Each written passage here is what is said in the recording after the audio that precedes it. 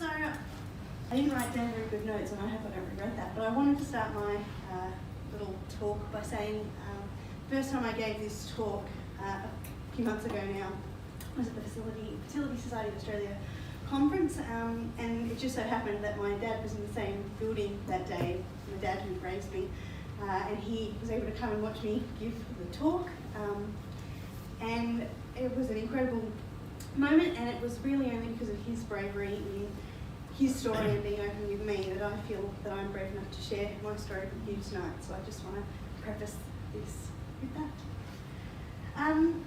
So, a brief introduction. I really struggle to summarise my story often. I guess there's almost 30 years of story to tell. But I guess briefly as I can be, my parents were high school sweethearts. They got married in kind of the early mid-80s, and unfortunately it turned out that my dad wasn't able to conceive naturally. He is in quite good humour about it. The doctor told him he should have millions of sperm, and he had 3. So he and I often joke that he could have named all of his sperm. This is me. This is early 1990s at front of my childhood home. And I figure everybody loves pictures, so I'll start off with some pictures. So, and this is me, I think I was 4 or 5. And then we're jumping ahead a bit here.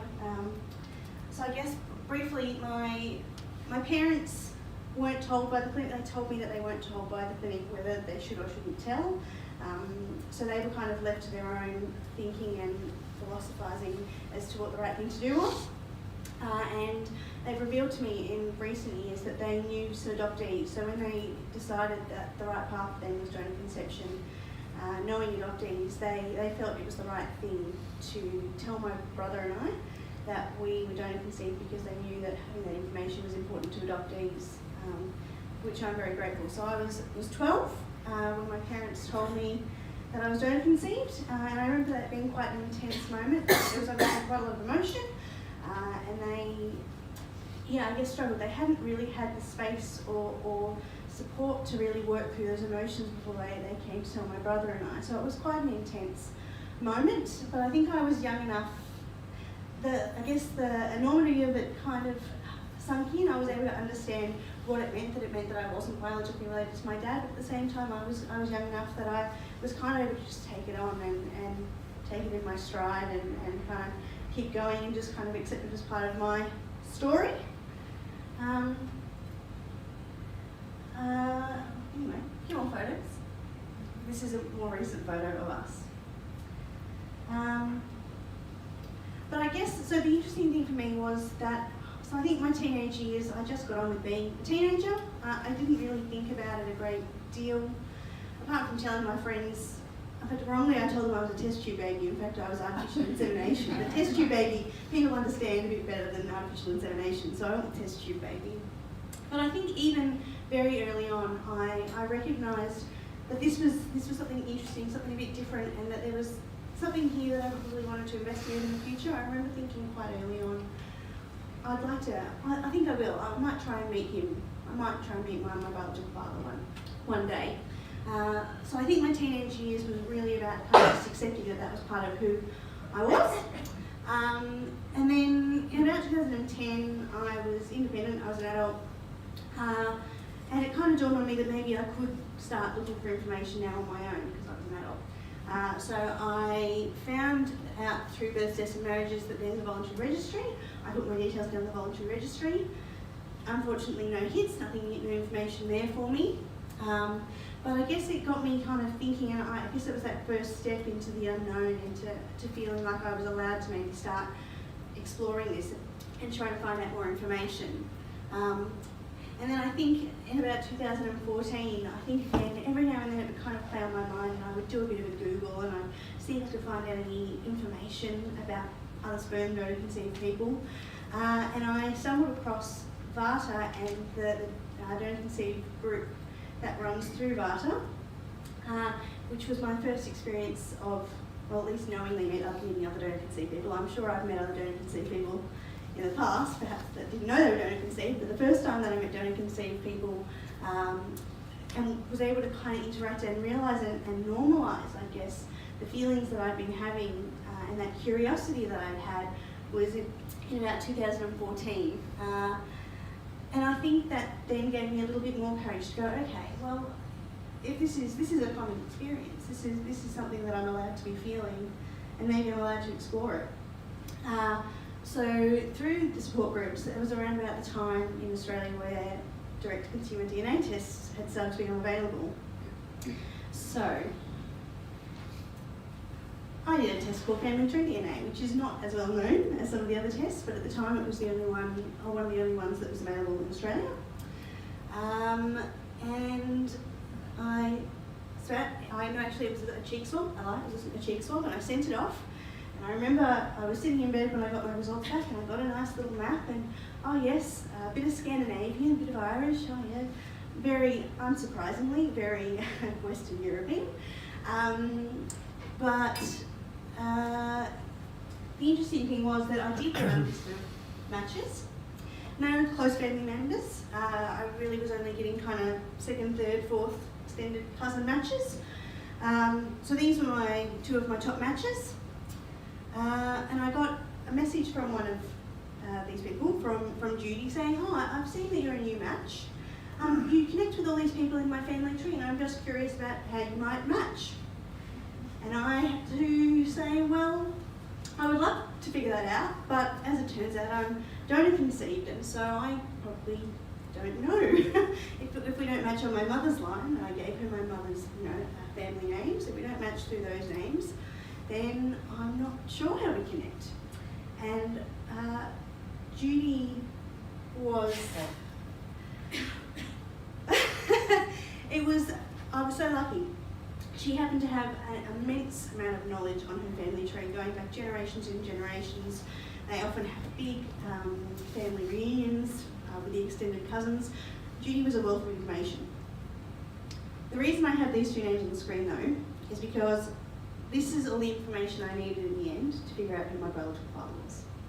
So Judy was able to share with me the people that I matched with and where she thought I fit into the family tree based on that information. And I won't try and explain it all because other people have articulated that far better than I think I could. But effectively what happened was Judy says, I think you fit in here. I was able to use the family tree information from Benny, who also was able to share a little bit of his family tree. I found the point where the two family trees intersected, and there was a name that fit all the information that I had. So I had a very small amount of information that was on the central registry, and it fit. And suddenly I had a name, and with a bit of Facebook stalking, I had a face. So it turned out, based on that information, that Benny was my second cousin once removed, and Judy was my third cousin once removed, and that's all I needed to find a name.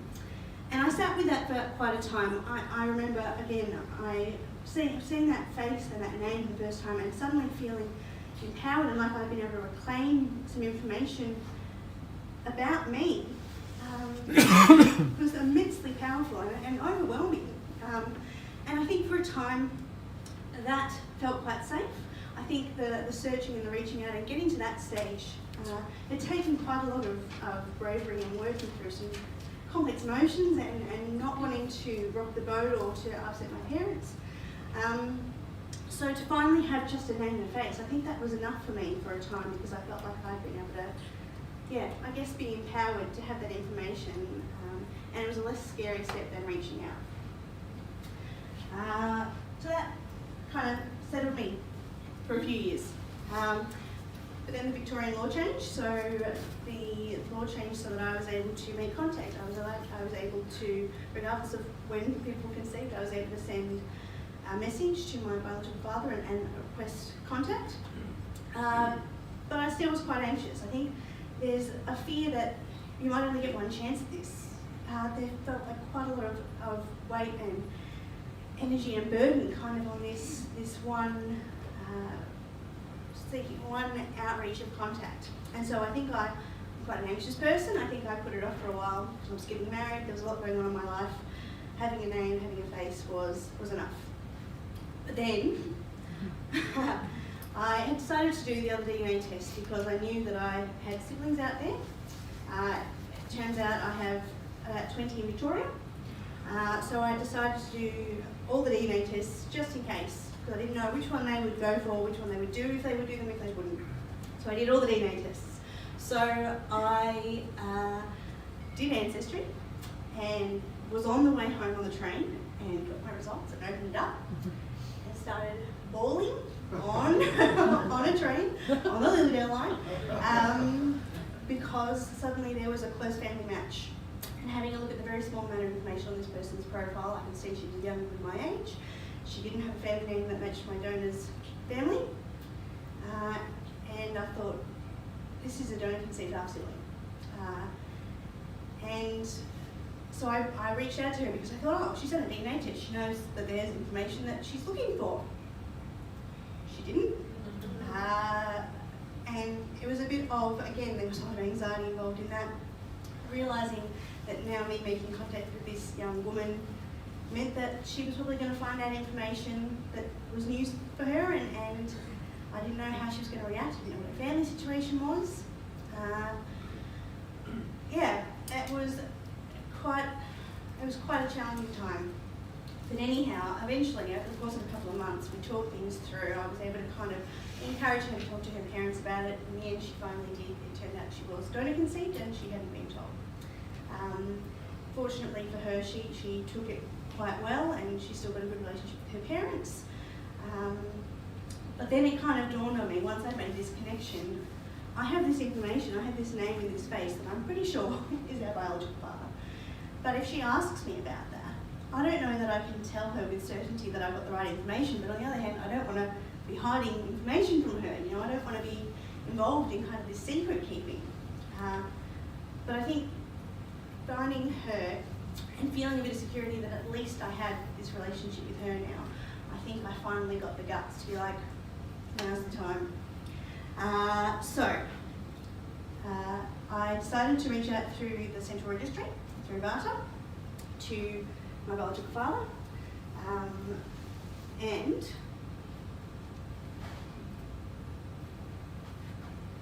I was able to meet him. So I was incredibly lucky. He's been very warm and welcoming, and had told his wife, so there wasn't that family secret kind of in his family for me to worry about. And I mean, classic story, we have a lot in common, even stupid things. I won't bore you with details. No, I won't bore you with details. I have a particular way of saying, a bit of a wildlife lover. I used to do wildlife caring, I used to look after baby possums, and I used to have this particular way when I was excited when I saw a possum. I said, a possum? And he was telling me, I was telling him a story about, just moved to a bushy block, there was wallabies. I was telling him about the wallabies, he went, a wallaby? It was just the most bizarre moment, just these little things, I keep finding these little things that I would never have believed until this situation, until I got the chance to meet him, that some of these things might have genetic little links. It's been incredible, and I feel like I know myself as a person better than I ever did before. Anyway, I guess the reason I really want to tell my story to you is because I think there is a lot of anxiety as well. It's really common for donor conceived people in the space. The reaching out is such a human, natural kind of thing to want to do, but there's a lot of anxiety and burden in reaching out, particularly using DNA when you don't know what the backstory is, whether there's secrets, what people have thought about, whether they've had support. But I guess even though I've been incredibly lucky in being able to connect with my biological father and my half-sister, there's still things that make me really anxious about DNA testing and what it means for donor conceived in the future, and I really want to share that with you. So for me, I've got 20 in Victoria. As it turns out, there's a chance that I have some in South Australia as well. So I know that I've got 20 in Victoria and an unknown number in South Australia because apparently the state boundary means that I'm not allowed to know that information. So there's that. I'm obsessively checking my DNA matches, which I know is a very common experience among donor conceived people because there's that chance that any day you could have a new sibling pop up. But even if I don't match with them, in 20 years from now, I might start matching with their children. And what does that mean? How does that scenario play out? And how do I have those conversations? Should I have those conversations? Is it better for someone to be living a lie which could have implications for their health? Or is it better for me to tell them a hard truth because at least then they know? I'm a bit anxious about the fact that I've kind of become, without choosing to be, a gatekeeper of this now very modern family dynamic. So my half-sister hasn't met my biological father yet, but I suspect that if that ends up eventuating, or if new siblings come along, the fact that I've already got an ongoing relationship with our biological father puts me in an interesting kind of mediating position. And whether I'm really able to manage that, I don't know, I guess we'll find out.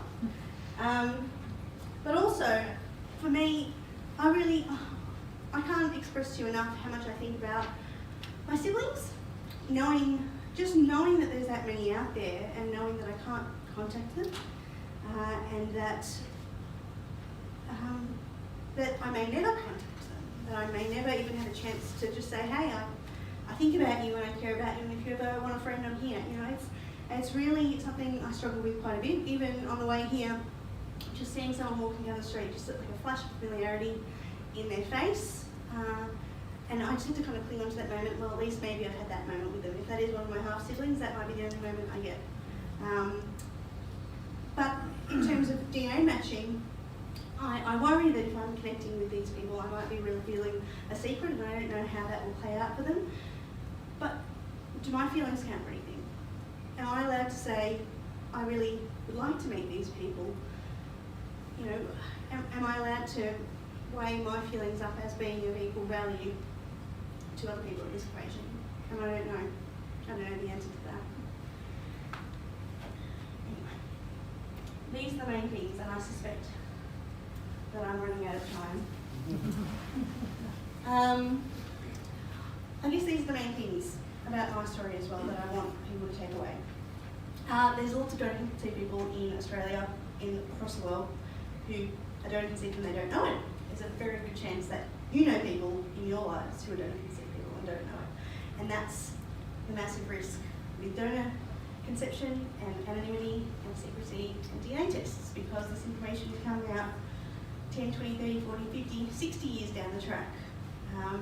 And it's somewhat inevitable, given the rise of DNA testing, that more and more research is going to come out. There is a risk. I'm fortunately married, and I'm certain my husband is not one of my siblings, but the more we have these unknown relationships out there, the greater the risk that eventually we're going to see a couple doing a DNA test for fun and finding out some really unpleasant information, and that really concerns me, and it's not something that I want any donor conceived person to be burdened with. And I'm concerned that that is something that may happen in the future as long as we don't know who we're related to. This bit probably pretty key for me.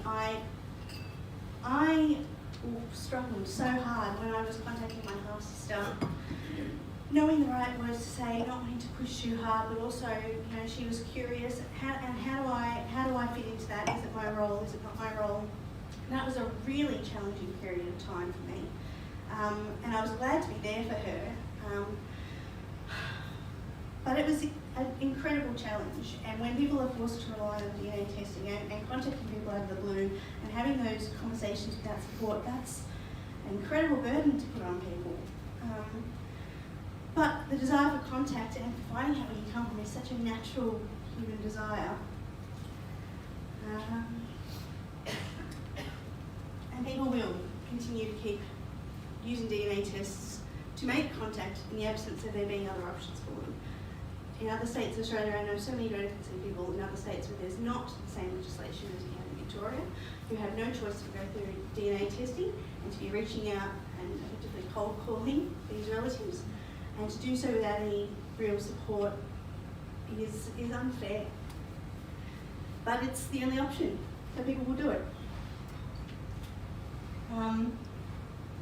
This is a new slide. This is a new photo, but I didn't have this last time. This was from December This is my parents and my biological father, and I'm meeting for the first time all together. I didn't think I was getting emotional.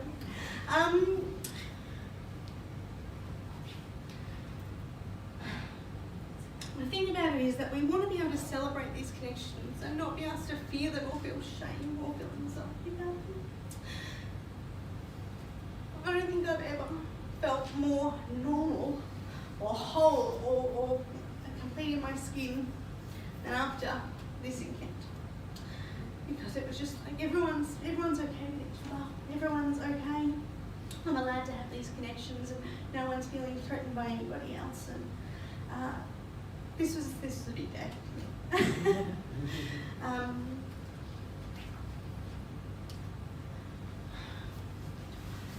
I guess the thing is that it took me so long to get to this point because I was told for so long that he was just a donor, that these people weren't really my relatives because they were just donors, his siblings, they were just donors.